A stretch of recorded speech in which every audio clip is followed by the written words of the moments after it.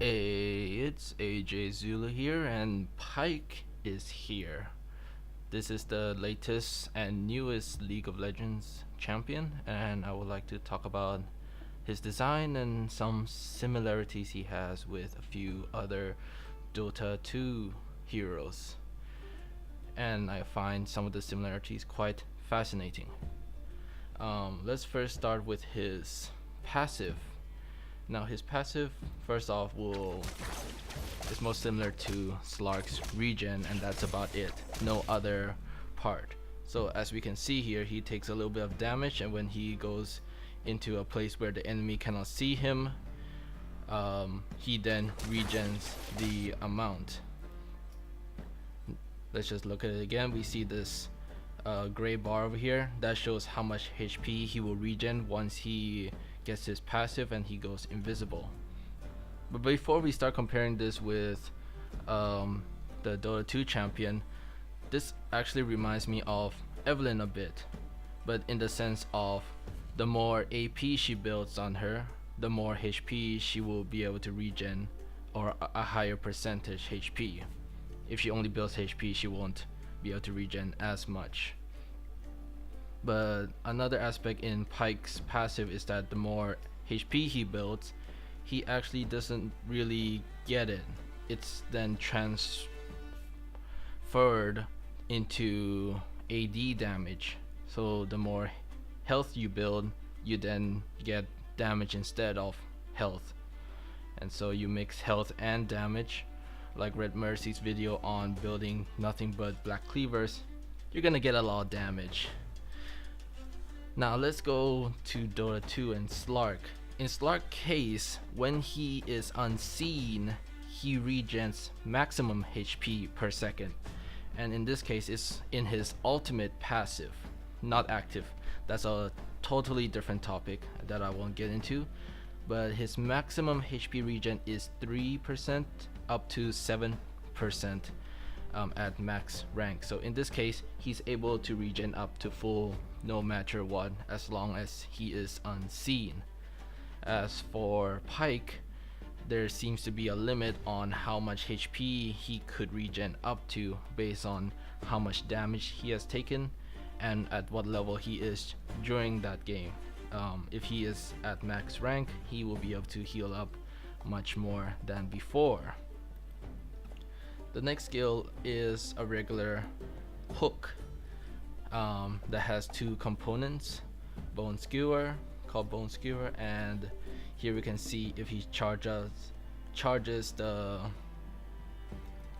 ability, he will then be able to hook people into him, or if he activates it right away, it becomes a slow. A very cool thing, but nothing much to talk about, just a regular old hook. So the stab is the close range one, and it does more damage, but then the impaled one, the hook version, does less damage but is more useful in grabbing people in for your team. Next ability is where Pyke goes invisible, and there's a small circle around him where the enemy could still see him, but he also gains quite a lot of movement speed during this invisibility time. His movement speed count starts at 60 up to 80%, but plus 4% every 180 he gets. So even though this is a support, you still want to build some AD to get extra movement speed throughout the game.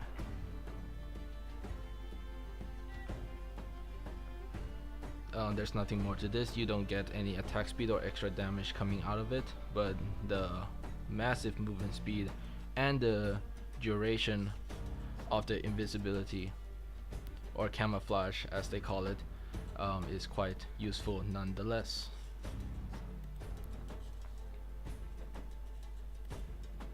The next one here is Phantom Undertow, and it just leaves a ghost behind, and when it comes back to him, all the champions under or who gets in the way will then get stunned and will take some damage. In this case, it's physical damage from 95 to 235, 80% bonus AD, and the stun duration goes up from 1.1 to 1.5. Nothing much to say here, and let's get right into the ultimate execution, the main thing that I would like to talk about in this video. And basically is an execution based on how much HP is left in the enemy champion. Before in League of Legends, most executions are like percentage HP, like Urgot recent rework where his ultimate is based on a percentage HP that they are missing. I believe that is more similar to Necrophos ulti, and there are Garen's ultis that is an execute, or Jinx ulti that is also based on how much HP they are missing.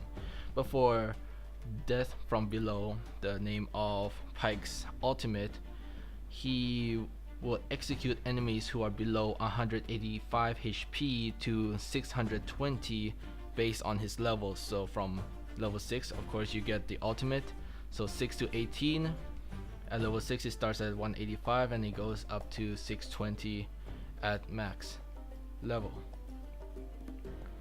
plus 140% bonus AD health while dealing the same amount as physical damage, and then enemies within the threshold for execution. If at least one champion is executed, Pyke will blink to their location and Pyke gains the ability to recast Death from Below for the next 20 seconds. Enemies killed by Death from Below will grant their full kill gold to both Pyke and most recent ally to assist. Now this is quite an interesting thing, because in League of Legends, Darius has his own reset where if he ultis and insta kills someone, he gets to use his ultimate right away. But for Pyke's case, he has 20 seconds, so if he does not get another kill with his ulti within 20 seconds, I believe it will go on cooldown. On the second point is that whoever is the last person to hit the enemy that he executes will also gain full gold and kill participation, instead of just Pyke kill stealing everyone, since he is a support after all. Now the craziest thing about this ulti that I was worried about, and a few other people who commentate before any of his stats were released, is that can this execute scale? Being at 620 HP is quite a lot, especially if you are a ADC or carry or a squishy hero. Maybe not for tanks in the context of League of Legends, where a lot of tanks will be at 3000, 4000 HP just naturally. And having a scale of 140 AD where someone might be, or in a regular Pyke game, he might be at least 100. So 620 plus 100, 200 to that number means he could execute anyone under 800, 900.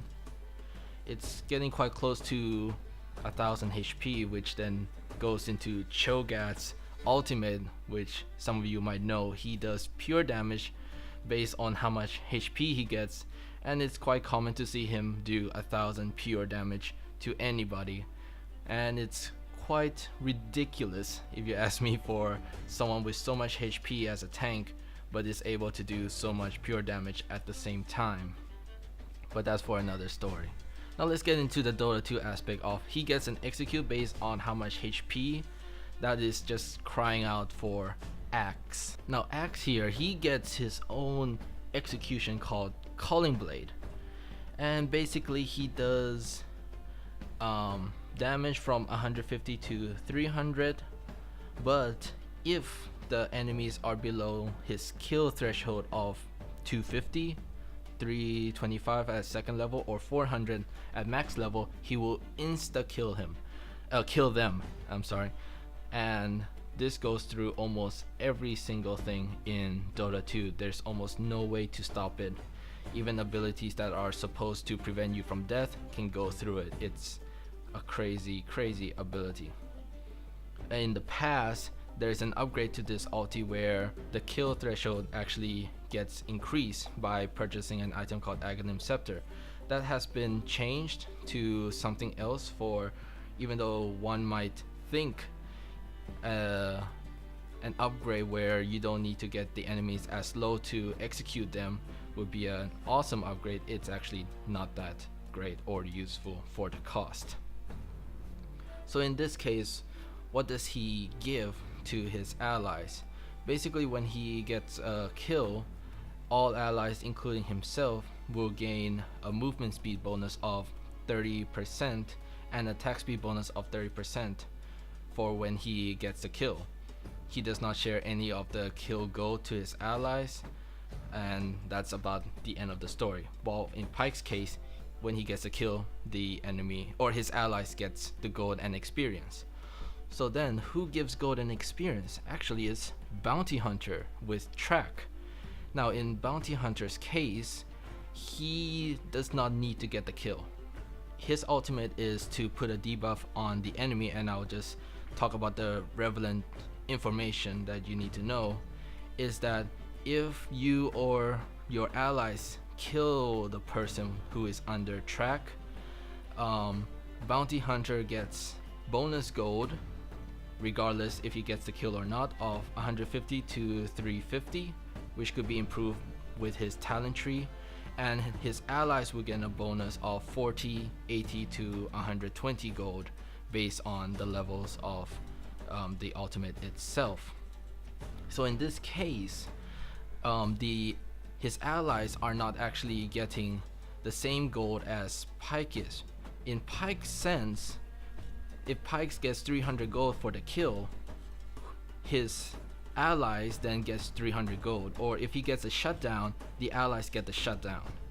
But in Dota's case with Bounty Hunter, whoever dies under track would just share plus 150 gold to Bounty Hunter, allies get 40 gold.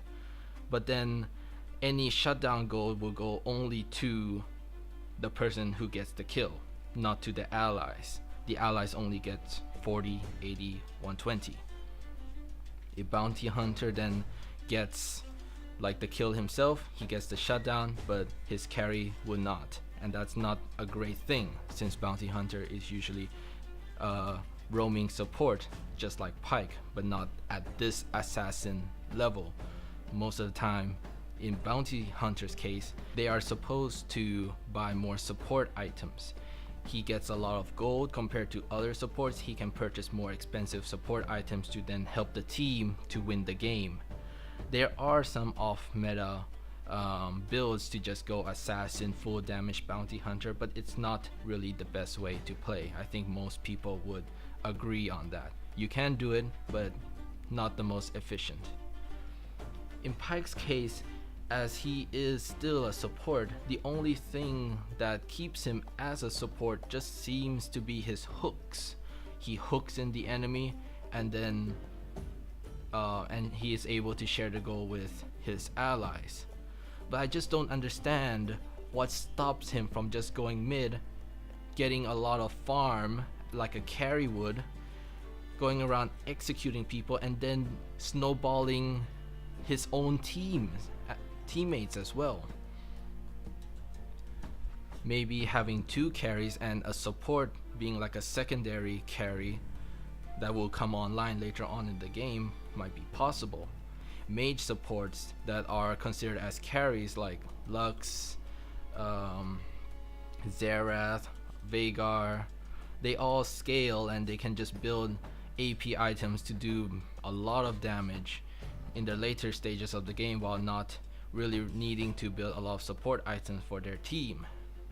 So maybe Pyke is one thing that League of Legends at Riot are trying to show, a design of a support hero that can also be aggressive, can also take a lot of skills compared to the Soraka and Janus, and something that isn't a full support that takes a lot of skill like Thresh or Blitzcrank. Both of them have hooks in their own manner. Well, I hope you enjoyed this talk and have a better understanding of the background design on Pyke and his similarities between the different Dota 2 heroes, and I'm very interested to see in the near future how he is going to be played as a support, or will people just ignore what Riot wants to do in the design and just push him in the mid lane or top lane or even jungle and play how they want or think he should be played. And I hope to see you all next time. See ya.